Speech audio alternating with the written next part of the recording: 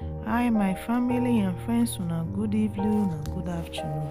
Una welcome to my YouTube channel. If this na una first time, beg make una not forget to support una sister and share the page to una friends and loved ones.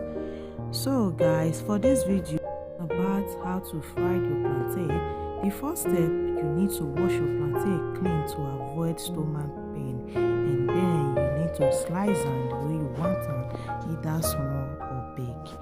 So it is very important why when you dey slice this your plantain, where you for the do and need to dey neat, very important number one. Secondly, you need to add your groundnut oil inside your pot. Make sure say the pot dey clean, and before you add your plantain, let the oil hot for 2 to 3 minutes, and then fry your plantain the way you want them.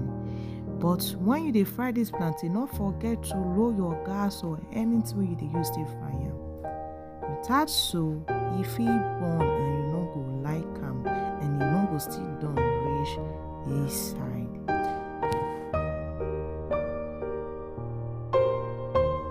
So as you dey see am for this video, the plantain already dey fry small small and you don dey change color.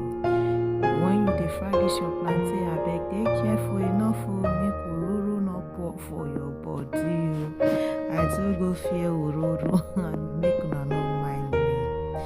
So guys, hope una dey see the changes, the thing don dey look. So make I allow una watch the video well.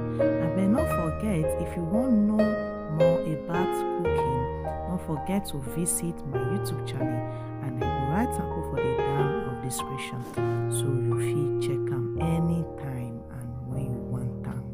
So make I leave una, make una wash am jejely. Una bye bye, see una next time.